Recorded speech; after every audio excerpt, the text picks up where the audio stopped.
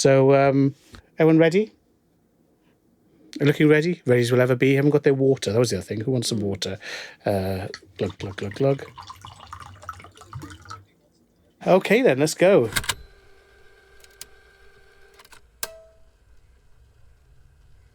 So hello, welcome again to the studio after an episode where we've been wandering the streets of Copenhagen. We're back in London in the great studio and a fantastic series of guests. So let's just kick off and see who's around the table. I'm Ian, Editor-in-Chief of Internet Retailing. Vera from Salesforce. Gail Shuman from Harvey Nichols. Jennifer Roebuck from Feelunique. Robin Phillips from Watchshop. Robin, you're sounding very sultry. Is this your radio voice, or have you been shouting, screaming, or being ill or something? I've been eating gravel this morning along with the granola, I think. Gravel and granola, so say no more. But listen, we're going to let you rest your voice for a second. So we'll kick off with Jennifer, and why not? Jennifer, welcome. Tell us, first of all, about your role and what you're up to. So I'm the Chief Marketing Officer at Feelunique, and I am managing everything from marketing through to merchandising in a pure play beauty retailer. So what am I up to? I'm fighting the beauty battle. What is the beauty battle? That sounds very, very noble and a little bit scary. Yeah, maybe. So we're a global business, and some markets are more mature than others. In the UK, it's a very competitive space, which means we need to be on top of our game from everything to do with brand assortment all the way through to customer experience and brand positioning, PR. So we're, managing a high level of innovation on a regular basis. So what is that different experience you give your consumers? So at the moment, the differentiation really lies in the content that we produce and making sure that we have a lot of knowledge and expertise that we're putting in front of the customer to help them make decisions on products which are often difficult to make decisions on, right? So complexion, skincare, things of that nature. And equally, we're trying to educate them about a lot of the new brands that are launching in the market. So one of the opportunities that we've had is to carve out a niche within the future beauty, which is a partnership we have with a business called Indie Beauty Expo. And they help us source the most compelling emerging brands from around the world, and we present them in sort of a shop within a shop. And what are the requirements then for those brands to be presented? So, I think people often forget just how professional beauty has to be now. So it has to be hypoallergenic, fully traced. You have to have enough to sell globally, but not so much, you have too much stock. So what are the entry criteria for these new brands to get into that program? So Indie Beauty Expo actually help us review each brand. So they specialize in sourcing and looking at the potential popularity of the brand on social media, for example. That's one sort of signal that we look at, all the way through to emerging sales. Some brands will start off on a very small indie basis on Amazon and then look for distribution partners after that point. I hear there's a new startup by someone called Lady Gaga that may get some publicity soon. Yes, I've heard that as well.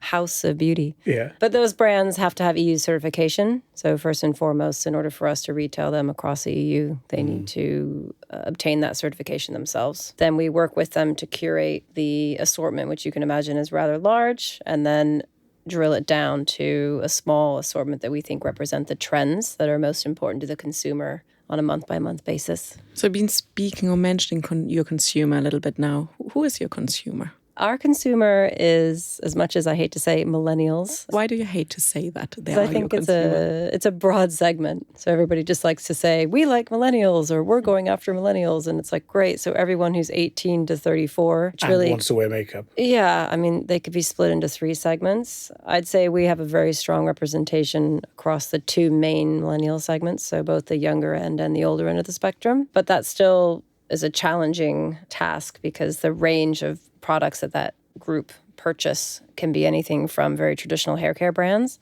all the way through to the future beauty brands that we represent. So we have to make sure that we have a very broad assortment. And you're rejecting the idea of a general customer. So I'm going to make it harder by trying to generalize again. But when you look at your customers, what is the buying behavior? Are you having people who are passionate about one particular potion or colour, or people who are brand shopping, or do people go through a life cycle of moving up and down brands? If I'd been a long-standing customer, what's my typical progression within your offering? I would say you probably start off very loyal to one brand. And usually it's a traditional brand or it's a very PR-driven brand. So you could take Charlotte Tilbury as a perfect example, where there are loyalists who buy Charlotte Tilbury and buy 2, 3, 4, 5, 6 SKUs at a time because they buy into the range. And it's a very intelligently merchandised range, which is, why one of the reasons it's so successful. But you also have your replenishment customer who just wants shampoo and conditioner, right, on a 8-week rolling basis, and they reorder from us. And so the kind of general, very keen customer is a mixture of those two things, right? They come to us for replenishment. We make that very easy for them. We have a next day service, which is effectively the equivalent of Amazon Prime, but for beauty. And equally, we have a lot of the emerging brands that our competitors don't have, and so we're able to give them the opportunity to purchase those brands or experiment with those brands as well. You did that thing where you said something very lucidly and I nodded and then realised I didn't actually understand what you'd said, which was you mentioned the intelligently merchandised. It sounds like a great phrase. What does that mean from the perspective of a makeup brand? So we try and break things down into mini stories, if that makes sense. So it's not that complicated. Just picture a carousel of products, but with a story beneath each product. So the customer has some context around why you'd buy the product, what's its backstory, what is good about the product, an ingredient or something that you need to keep an eye out for, as ingredients are now becoming more and more popular within beauty. Brands like The Ordinary and Inky List, people are looking for caffeine cream specifically for under eye care, right? So it is getting very, very micro. So the knowledge and information that we need to have and pass on digitally is becoming greater and greater in terms of what the customer expects. I suppose having that knowledge on your site and social will actually pick up people who already know what they want and are searching for it, as much as sort of cross-educating people who are already on your list. Yeah, I think it does both. Yeah. Now, last year, we had the guys from Revolution Beauty on, which was eye-opening, and we've recently done our sector analyst report on beauty and cosmetics. So reading, and there's been a lot of innovation in the last 4 or 5 years with startups or your brands with a social genesis. But I was surprised at how old you were, or how early you were to the market as a sort of digital disruptor. So you were around last decade before a lot of the people we now think of as innovators, whether it's Revolution, Glossier, Drunk Elephant, all of those. What do you think that early start has given you? Is it an advantage? How does that help you fit in to this landscape? So I think, first of all, I wasn't around at that point. So the founders did a brilliant job of carving out a space, which at the time was really difficult to get access to. So traditionally, all of the sought-after beauty brands were only retailed in bricks and mortar. And you couldn't obtain permission to sell digitally unless you had a bricks and mortar presence and a pharmacist. And there are some brands who still operate under those principles. So we actually do have stores for that reason. Not only for that reason, but that helps us. So Chanel, we work with, and Chanel have very strict EU retailing criteria, and we are one of the few pure play businesses to retail Chanel. I think in the early days, the benefits that Feelunique had and still have are access to those luxury brands and traditional brands who want the stability and the consistency and the longevity of a retailer. What competitive advantages has it given us in the long term? Well, for one, we have a pure bespoke platform that we've built and innovated on top of for years. So our speed to market is fast in terms of adding new payment methods, adjusting some of the kind of more granular e-commerce pieces that might seem a bit administrative, but actually adding Apple Pay is a really big deal, and we were able to do it very, very fast. And others who might be waiting for roadmaps on shared platforms or whatnot may not have those benefits. Reputation, right? Early scale. So in the UK, we're still one of the biggest online beauty retailers, but equally, we've been able to scale in China much faster than our competition. And we now have a team on the ground in China, a warehouse in China, and a full, WeChat marketplace solution, which we were able to build up rather quickly ahead of our competition. So I think it's just given us knowledge, right? Always kind of one step ahead of where our competitors are. Good. Let's track back to the brands. There's something that, Robin, we've spoken about, which is in the watch world, your group is dealing with some of the biggest, most precious brand-focused brands in the world. So I can remember, at House of Fraser, some of the challenges of trying to persuade beauty brands to let us put them on their site, and things like, if you search a red lipstick, you can't return us next to another brand. We need our own mini micro sub-site for the returns, etc. So what challenges are there in dealing with brands with such a heritage and so many demands? So a lot of those challenges have gone away. I mean, I think they've accepted that the consumer scrolls up and down on Instagram and they're going to see, adjacencies that make them feel uncomfortable, but the consumer makes the choice. So with our platform, it's exactly the same. Consumers can search, browse, compare, and they're going to make those decisions and view those brands in the way that they want to, right? They're in control. So all of the protectionism, I think, around the brand has relaxed, apart from some of the more luxury end of the spectrum, but I think that's to be expected. But I think there's been a real movement towards user-generated content, authenticity, recognizing that you can't just take an advertising campaign and plaster it all over a platform and then expect it to perform, because the consumer wants to see something that speaks to them. So a lot of the brands that we work with are really open, and we produce content on their behalf that sits on our platform exclusively, and helps us tell the story of the product that resonates with our audience, as opposed to just taking their materials and assets and then just, repurposing them. So you've spoken about authenticity. We have storytelling. We have social. So basically all the ingredients, and I don't say millennial, but maybe millennially minded consumers value. And it's a slightly different milieu than maybe high street plus online. It is with the customers as they live their lives. Where do you see the broad beauty market going? So we're seeing, you've mentioned celebrities, colour is very important, micro groups of people coming together. It seems to me like an incredibly complex area. If you were to draw an arc for the next 5 years, where would you see the sector developing? What are the pressures and opportunities there?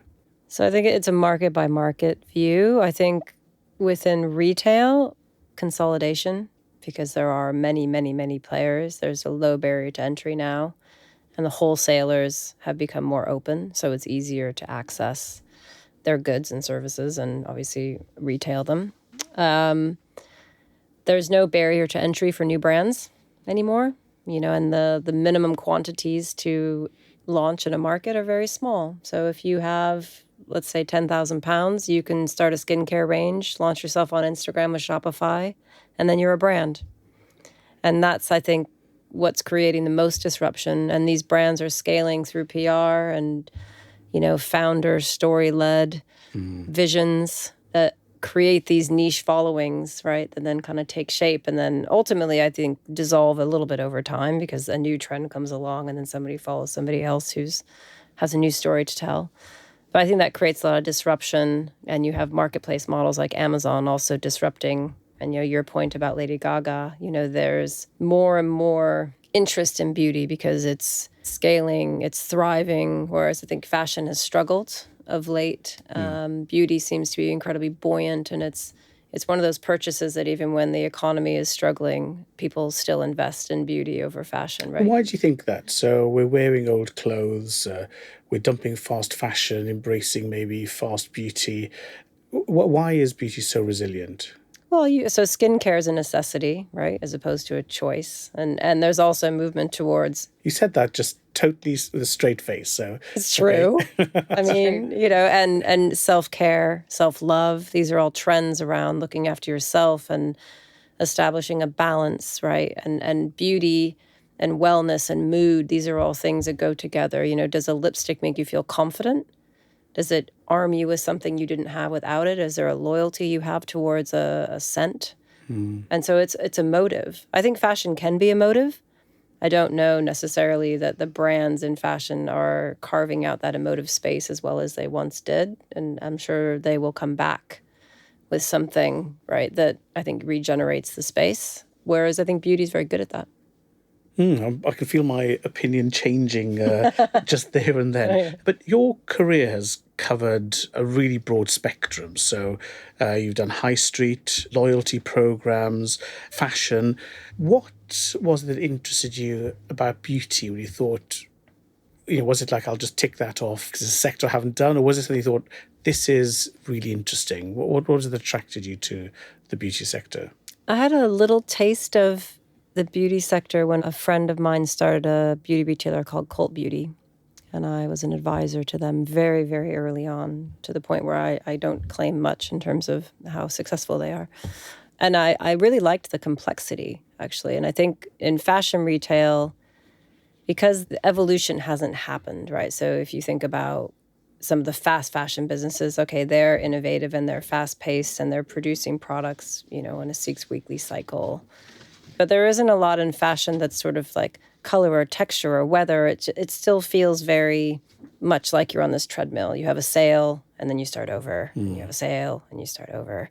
Beauty seems to have layers and layers and layers and layers of different trends depending on the mood, the wellness, the skincare, the complexion, the combination, the products merging, being torn apart again. It just seems to be endless. And I like the fact that its roots are sort of more in an FMCG area because it's full of sort of accountability and it's highly numerate, but also it's very creative and emotive. And so that is what appealed to me. And by accountability, I mean around the product sourcing and quality or around profit per line? I mean, both. Right. Both. I think the quality has to be there. It's if you're retailing, poor quality products people are putting on their skin, Yes. there's a health risk, right? So that's nice because you whether you agree ethically with fast fashion or not, there are certain areas I personally will not shop in because I immediately think about the supply chain. And I think there's just no way I'm going to give this retailer my hard-earned money, right? In beauty, often those brands won't last very long if they come about. So I think that's nice because the consumer immediately votes with their wallet and then those brands no longer exist. But also the numerate aspect of it where, you're trading, it's kind of fast-paced annually, not just when you're in a sale or when you're launching something new. Maybe because I'm in a multi-brand environment, I have that effect, times 600, which is the number of brands we retail. Wow. So we produce 58 campaigns a month for, 600 brands across the year. So it's very, very fast-paced. And I enjoy that. It's a little bit addictive. Great. So we've got the fast-paced, we've got the numerate, logical with the emotive. So it sounds like you're pretty busy anyway, but looking for the rest of the year, any cunning projects or initiatives that you're particularly excited about? So we have a new category launching next month, which I'm very excited about, which I can't reveal. Oh, what is this? Why tease us? This is terrible. It just means you have to come back and tell us once you've launched it. That's fine. We have a new consumer initiative, which I think is very powerful. So I'd say those are our two big launches for the rest of the year, apart from Black 5 Day and Christmas, which everybody has. Yeah. Yes, well, I'm pleased you're going to be adding a little bit of wellness as well as some eye bag caffeine to keep us all going. Thanks so much for that, Jen. Let's now skip along the high street to another icon, Harvey Nichols, known as the place to be.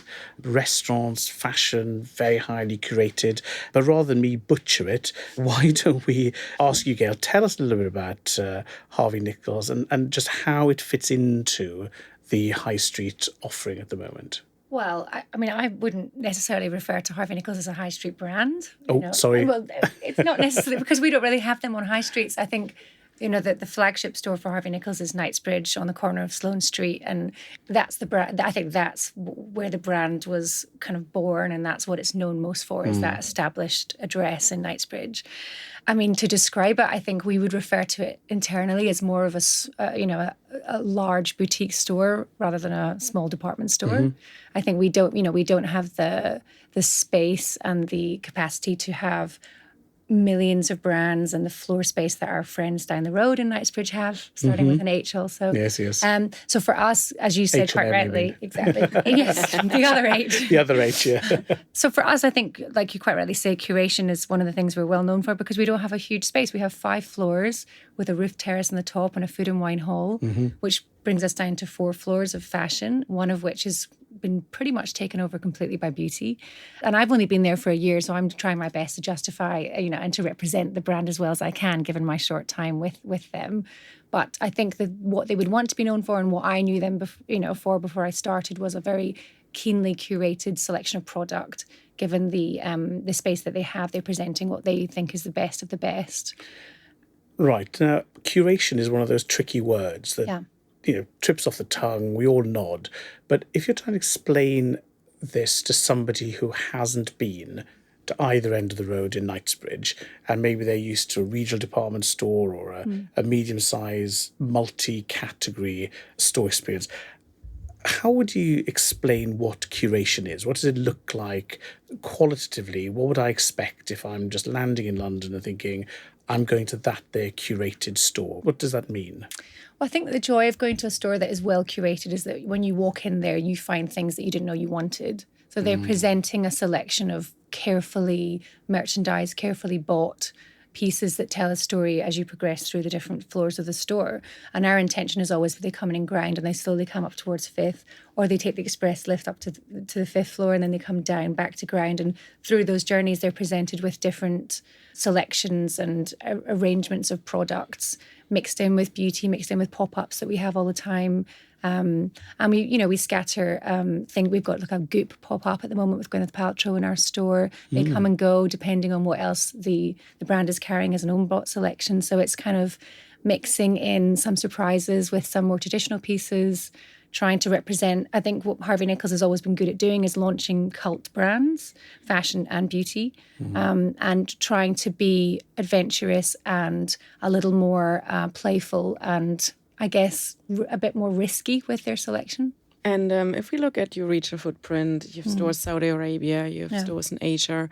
Would you say you have a similar shopping experience, or do you have regional tweaks in those stores? Definitely regional tweaks. I mean, we have slightly less involvement in the curation and merchandising of the stores in Hong Kong and in the Middle East. They have their own, I guess, fashion directors and buying teams there that curate specifically for those local regions. My focus is more on the regional stores in Britain and in Dublin, and with our London flagship, obviously. There are tweaks in the assortment sometimes because we have brands that will be represented in some locations and not in others. And also because we are trying to buy and display products that are appropriate to the domiciled people that live within those neighbourhoods. I think, again, our competitors, a lot of those department stores are known as tourist attractions. And whereas ours has some level of tourism to it, we see the repeat customer and that kind of loyal customer base. Feels like a local store. That is local. I mean, obviously, it's an expensive local store, but if you're trying to buy something beautiful, I think that that Harvey Nichols, or we would want you to feel that Harvey Nichols within your local area that you're a resident of would have a selection that's appropriate for you and that's something that you would want. Now, the store is a lovely experience. To me, it feels, light and spacious, and everyone's just very nice to you when you walk around the store.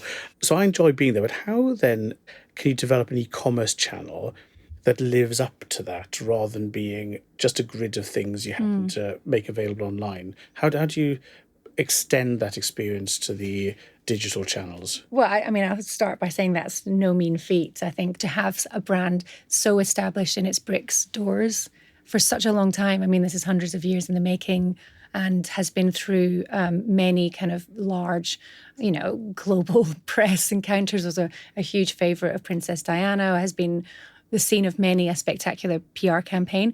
Trying to recreate that level of, I guess, established loyalty and desirability online is not easy. And I don't think we've done it yet. And I think that we, with a lot of the established department stores, a lot of the established brands that started off in bricks for many years, I think we're all on the place of turning our attention to try to have online justify the brand name as much as it does offline. And we've made some pretty strong progressions in the last year and before me in the years before that. But I think it's definitely I think I'm not trying to replicate the in-store experience. So I think what we're trying to do is to create something that's suitable for a global customer that doesn't necessarily live next to one of our regional doors, right? So I think it would be a disappointment to try and replicate this airy, incredible, experiential Knightsbridge, look and feel with a website that's supposed to serve a global appetite with a very mixed customer assortment. I think that would be very kind of insular to that one door.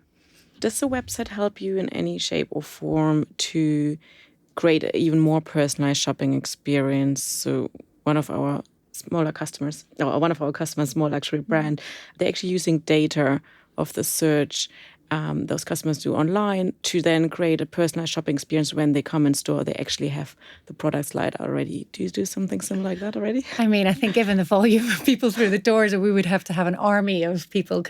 We're trying to create the rather cliched omni-channel experience. The area of the business that's booming both in-store and online, funnily enough, after Jen's discussion, is beauty for us. I mean, it's every retailer's joy because the return rates are almost zero. People replenish every 6 to 8 weeks. The loyalty that beauty, harnesses is quite something else. Fashion, we are all slugging under the difficulty with very capped buys. All of us are selling quite similar products or quite similar brands. The assortment and the buy and the curation is where we can kind of come out on top a lot of the time. But that's one of the problems. I'm not sure if I'm answering your question, but one of the things that, because Harvey Nichols has, menswear, women's wear, food and wine, beauty, homeware, kids wear.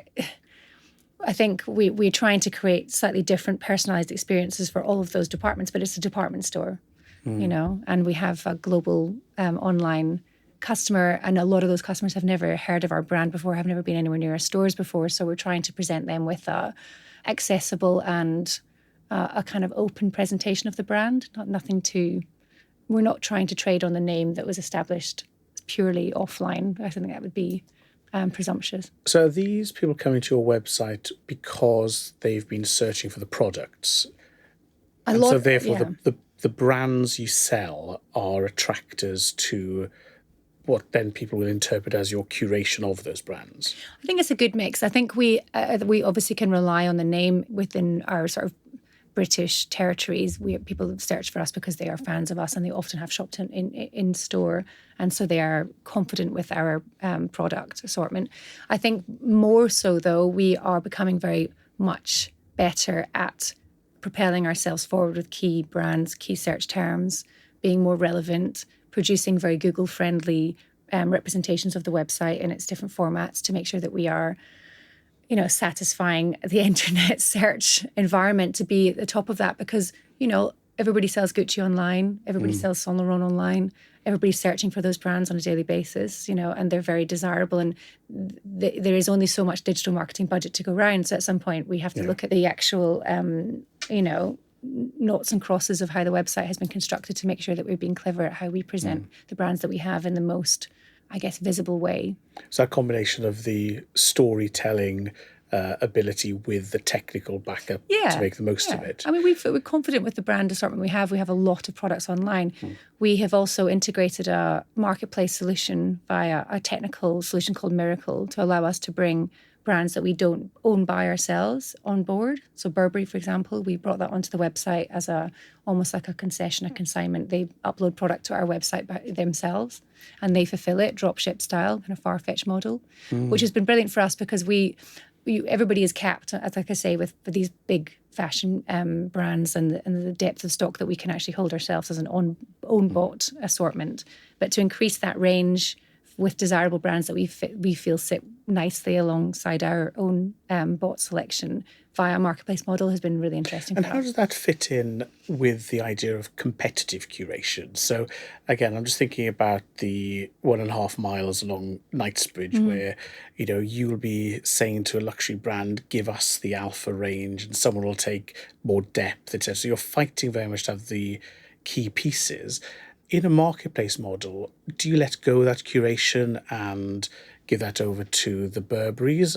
Question one. And question two is, does that then lead to you having a direct wholesale or buying relationship with Burberry? So the first thing is, who does the merchandising? And secondly, commercially then, do you have this ebb and flow between arm's length marketplace and direct buying? Yeah, I mean, Burberry's complicated because we own buy it in store and we bring it on as a concession online. But we very much have control of the curation of that product. So they put it into our system and we publish it and assort it and, you know, obviously curate it within our own bulk collection as we wish.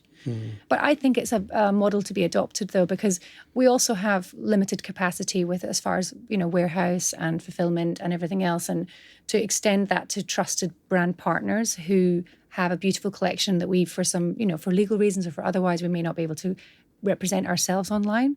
And also it takes a lot of the risk out of it. They are fulfilling it, they're taking the returns, and we're creating a beautiful online department store with which they can, you know, populate their products. It's interesting that, you know, the consideration set moves from Google, which is the consideration set of everything online, to a marketplace that is just what people have chosen to sell there. But you're now this sort of in-between thing of curated, so it's less than Google, but more than just mayhem. So I think it's quite an interesting model, that development of marketplaces. And, you know, it's something we're seeing across Europe where, you know, 48% of all consumer visits across Europe are now going to marketplaces directly. 18% are going direct to brands, which, you know, depending if you're an optimist or not, leaves out 35% for retailers. So I think, you know, opening the odds is important.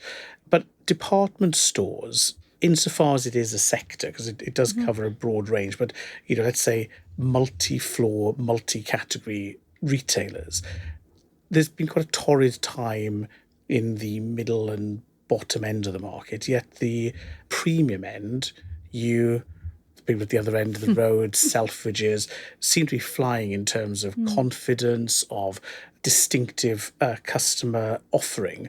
Is that a correct assessment? Do you think that the top end is pulling away? And if so, what's the reason behind that?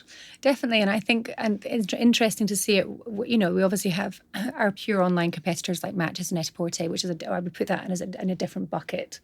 Well, Matches is not entirely online, but primarily. So I think when you refer to the department stores, those that have been established for, you know, many decades with brick stores that have then found a way to become successful online as a secondary output of their strategy. I think, yes, the high-end retailers, Selfridges, ourselves, and some of our partners, well, not partners, competitors, are doing a good job. And my feeling as to why that's working is I think there's a ingrained level of customer service and a very high level of attention to detail and, you know, just making, I think that there's this sort of inbuilt VIP treatment that these luxury department stores have been built upon, and that we are now, you know, extending that through the online channel, but we're not compromising that at all. I mean, we're trying to replicate that very customer service level piece online to make sure that it is respectful and is as, I guess, white glove as it is in the stores. And I think maybe slightly sort of further along the high street where it's not quite so luxury, that level of kind of desirability to be as absolutely luxury and seamless and first class service may not have been what they've built their names upon. So therefore, maybe when they extended it online, that didn't necessarily come through. It's interesting, we've been doing our secret shoppers over the summer. So by the time this airs, we'll have visited between 3 and 6 times all of our top 100 retailers in London. And what's fascinating talking to the researchers, one of the questions we're asking is around the quality of greeting. So when they walk into stores, they're normally, school kids, sixth formers. So obviously if they walk into a store, people think, oh, they're just mooching around, shoplifting, whatever. What's been fascinating is the difference in courtesy with which they've been greeted as they've got in. So they don't identify themselves. They're just saying, you know, how many staff can you see? Can you see the click and collect? Very straightforward, observational stuff. But when they came back and they were chatting in the office, they definitely, you know, to a person, all raved about the experience they'd had in the more luxurious, higher end stuff. And what's interesting is they just think that's how everyone should behave now. So that's sets a standard. Absolutely. And I think, you know, I think Harvey Nichols especially is very keenly orientated towards the younger customer. I mean, one of the biggest brands that we've ever had is Fenty by Rihanna. And obviously that's her beauty brand, which is now $1 billion beauty business. And it was exclusively with us for many years. And, a huge chunk of our revenue was generated by 14 to 23-year-olds coming in their droves and queuing all night to come in and buy, Rihanna's beauty range. So I think Harvey Nichols especially is, as much as we have a wide range of that customer age and demographic, we're very keen to make sure that we keep the younger customers happy. Otherwise, if you only satisfy that slightly older, more established customer, eventually they'll fizzle out and you've failed to connect with the upcoming generations. Yeah. We also see a lot of customers coming in with their children. And I think with many doors on Sloane Street and Knightsbridge, if you walk in and you have young kids, there's a slightly hostile, kind of slightly terrifying environment. The security guard is terrifying. And if you wander around and you have other merchandise. Exactly. If you haven't bought something within 5 minutes, you start to feel like you're being watched under CCTV. And I think Harvey Nichols is very much, we partner up with Disney and do things and make sure that we have things that you can come in and your kids can be engaged with something. You can have lunch with them up there. It doesn't matter if they want to play with the beauty stands and things. It's not we're trying not to have this sort of hostile and slightly severe luxury environment. It's definitely not our bag. As a mom of a 2-year-old, that is just music to my ears. And I think really kudos to you to be able to give this luxury experience for everybody, right? As you said, you're not focusing only on, let's say, the baby boomers. And what do you think you're going to do to continue that? You just mentioned Rihanna. So will you focus on certain products who are targeted at a younger audience? What are other things you're doing? Well, I think obviously I'm e-commerce director, so my focus is very much focused on the online space and how we can, and that is our global flagship store. The doors close in the flagship stores and the regional doors, and we continue to trade all day, all night, globally online. So I don't think it's about, I think brands like Fenty come and go. It's like a kind of unicorn thing. And they come don't and go. Say that to well, Rihanna. I mean, I don't mean hers will come and go. I think they'll come and go to a brand like ours. She's our most passionate listener, so I just have to apologise to her. She won't go anywhere, but our exclusivity will. Yes. And then, we if we can't just sort of sit on that and assume we're forever going to have Rihanna's trade coming to our doors, I think that would be slightly lazy. So I think my absolute emphasis, and since I've been there 12, 13 months now, is to make sure that every touch point of that website on every device is as slick and accessible and enjoyable and I guess just really intuitive as possible. And I think that that's not just for the younger generation, that's for every generation. And we're not there yet. We have had a large scale investment into all the technical infrastructure of the company, much of it to support online growth, which is going very, very well.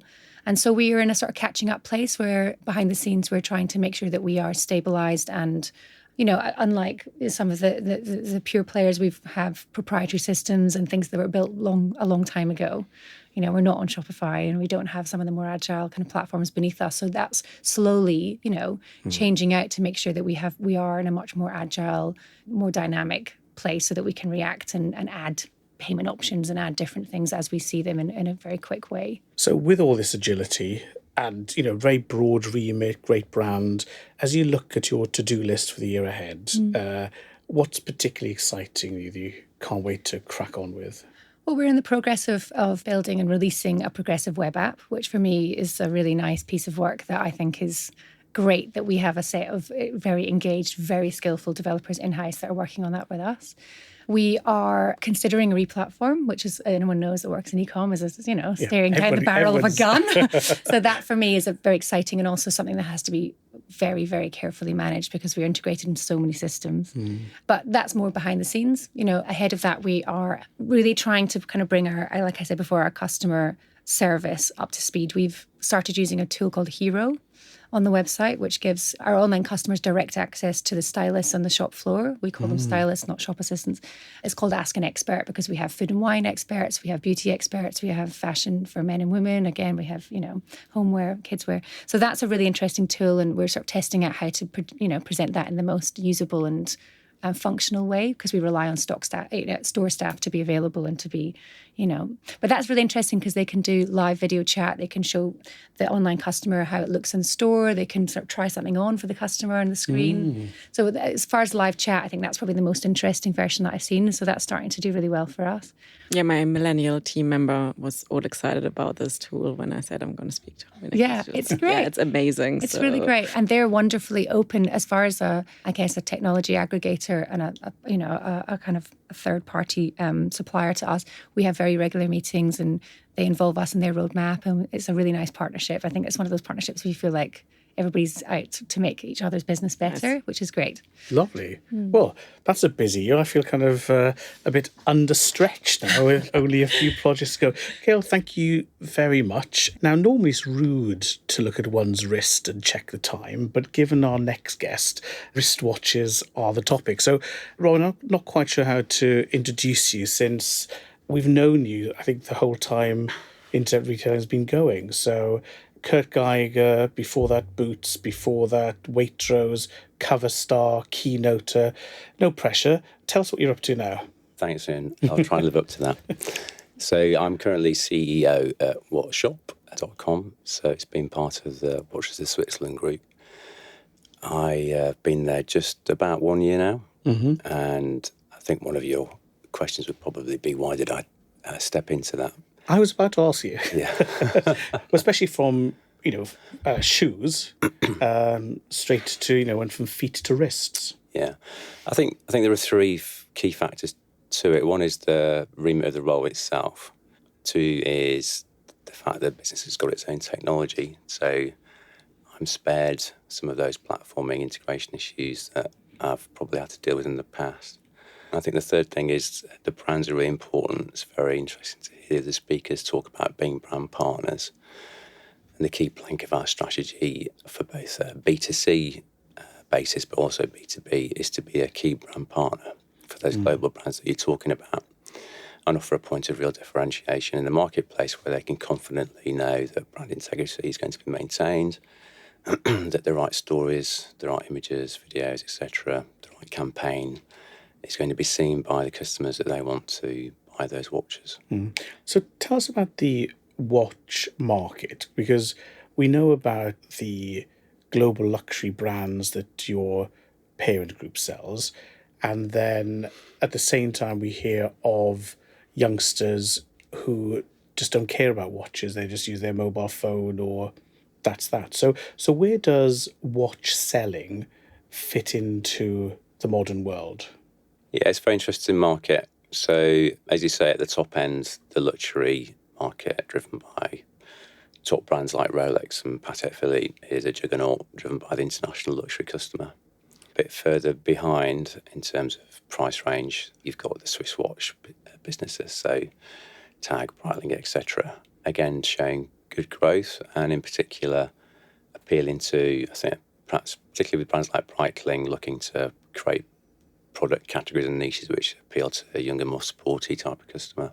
And then you've got what might be called the sort of fashion watch categories, so the core brands, Boss, Hilfiger, Michael Kors, etc., where you are seeing quite a bit of disruption. So both in terms of route to market, so marketplaces obviously have become increasingly important, but also in terms of what the smartwatch industry's done to that. And the key sort of initiatives I think we're seeing the brands adopt to tackle that is one, becoming smart themselves. So we're seeing a lot of alliances between the brands in terms of the technology that underpins the watch. So a lot more investment into smart ranges. And we've just seen that Google spent 40 million quid on Fossil, isn't it, on the OS that they use? Yes. So what's the story there? Well, I think increasingly you're going to see those sort of technology and watch tie-ups because the brands know that they need to be able to offer an alternative or an option to a customer that's interested in smart tech. Interestingly, in terms of the pure wearables, perhaps that's reached a bit of a peak in terms of just a piece of wearable tech in its own right. And there is increasing resonance, I think, for something which looks nice but also performs a lot of the functionality you'd expect from a piece of smart tech kit. And so in terms of the sweet spot of pricing within your offer. Just looking over the site, it smells like that sort of £250 to £500 range. Is that right? Our most expensive watch is £6,000. But you're right, that's more of the sweeter spot, and our AOV is actually a bit lower than that range. But for our core customer, we can see that actually it is probably a millennial female. They are probably buying something which they want to accessorise. If they're not doing that, they're probably buying it for a partner. So what's really important to them that it is seen to be a considered choice and that it has some credibility around the particular brand and product that they're actually choosing. So being able to tell that story themselves is an important part of it. So whilst, yes, smart and tech has made an inroad into that sector, we're still seeing that our core customer is actually that person as well, who's looking for something which looks great as well as something which is functional. So there's a fashion and brand element as much as the rational, why would I buy this rather than, I don't know, an Apple Watch or something? The brands drive it, and the brand stories are really key. In terms of looking at the business, what we've done is, I know you asked me about what we're doing this year, but effectively what we've done is to repurpose the business as a branded platform. What does that mean, a branded platform? I was just about to explain it. Oh, sorry, I'm jumping in there. That's all right. My enthusiasm, forgive me. That's okay. So we looked at where our traffic comes from, and we looked at who the core customer is. So we've got increasingly rich amounts of data to be able to do that. And we looked at the core customer journeys on the site in terms of what was brand-led. And as a result of that, what we're able to do for the second half of the year, particularly as going to peak, is construct our marketing plan, our product plan, and how we merchandise that product, and then talk about it to our customer base in terms of CRM in a more brand-specific way, so that we're aligning the top of the funnel through to how they then interact with the site, and in terms of how we then communicate to them increasingly about that brand. So that, from a customer point of view, they're getting to see a more curated brand experience. From our brand partner point of view, we can do a better job of showing them what's going on in terms of how we are driving people through the funnel, but then how we get them converted through the site.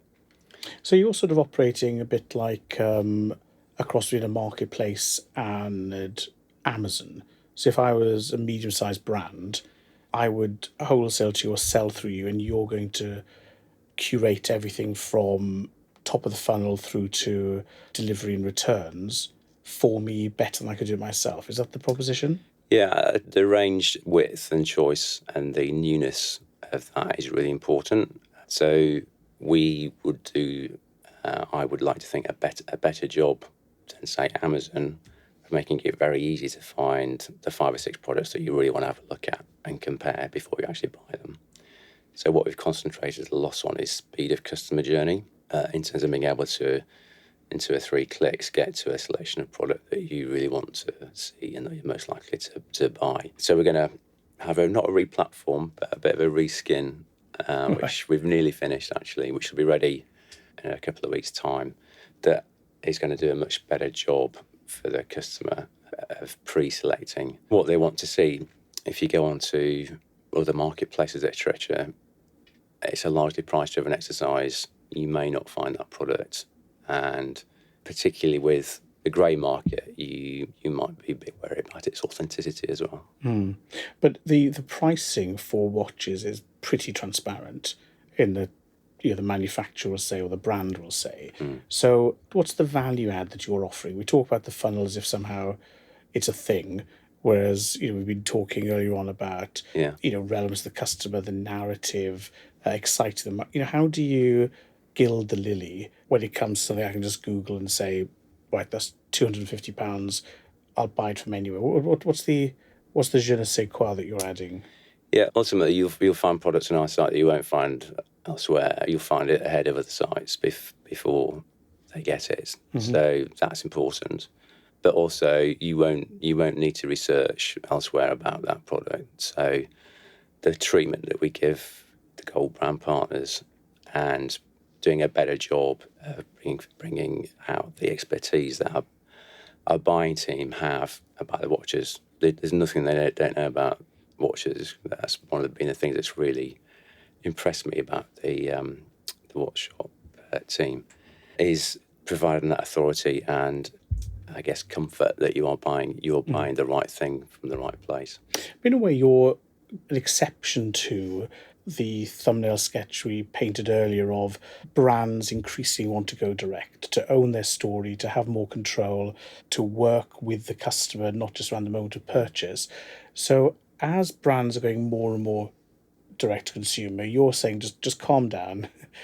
We can offer you something that you couldn't do yourself. It's very interesting, actually, and it's a live debate right now in the watch industry. Mm-hmm. So you see some brands going direct, building their own website capability and having their own stores.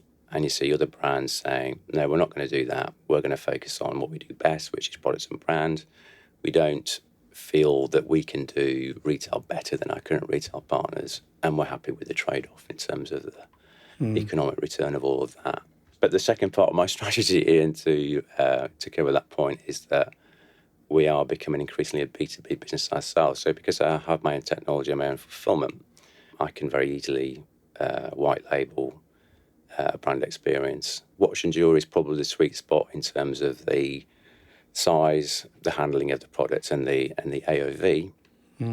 But I do think it's part of perhaps a wider trend, particularly for the small and medium-sized brands that increasingly see, I think it's some of the previous discussion has been, they're very high standards that are set in terms of, do you do next day delivery? Are you able to have a very swift, beautiful mobile experience that costs money to invest in and keep current? And it means that you have to have a separate retail and technology team that build it and drive it. So as a brand, do you want to invest in that as an ongoing cost doing business?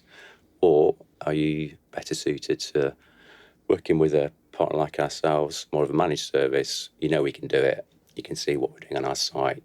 We can give you a branded but similar customer experience. And you don't have to go to the bother of doing that. We're seeing an increased amount of traction for that. It's interesting to see Ocado, for example. I know it's a grocery market, global play that they're going for, but so effectively what they're doing is turn their platforms into products which they rent from managed service.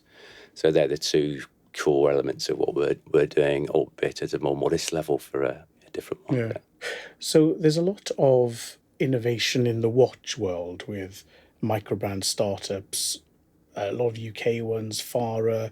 We've seen Bremont at the luxury end, and now must be coming for a decade old.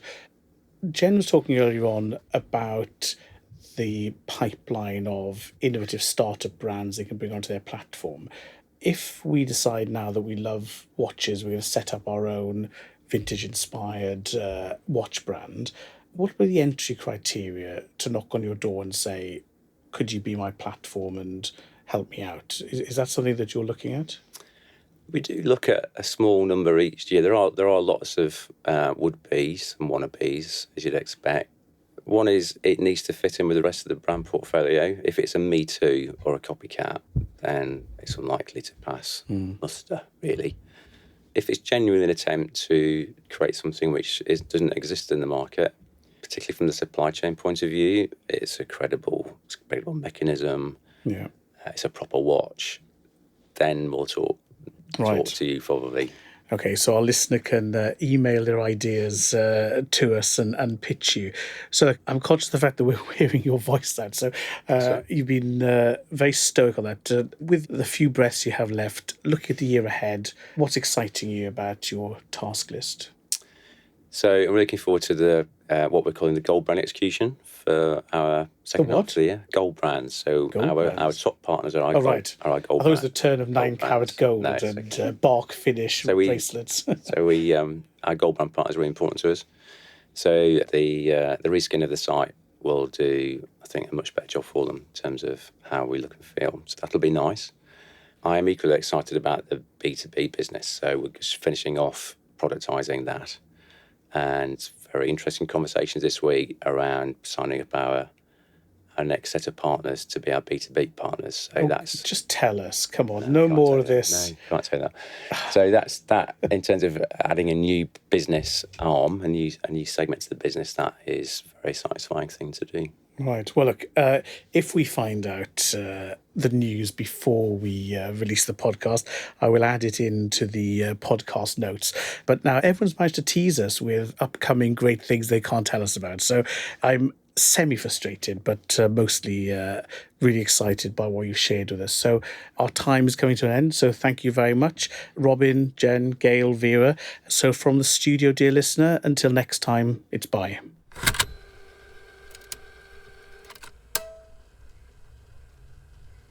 Well done, Ian.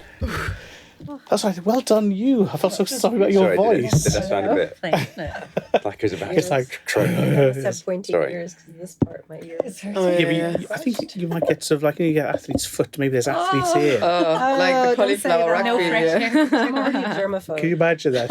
Oh no! It's I shouldn't have said boiling. that. I'm not that much. Some But I do every sanitary once in a while. You know when wipes you or go something. bowling, alcohol shoes in your No, that's just the grossest thing on the planet.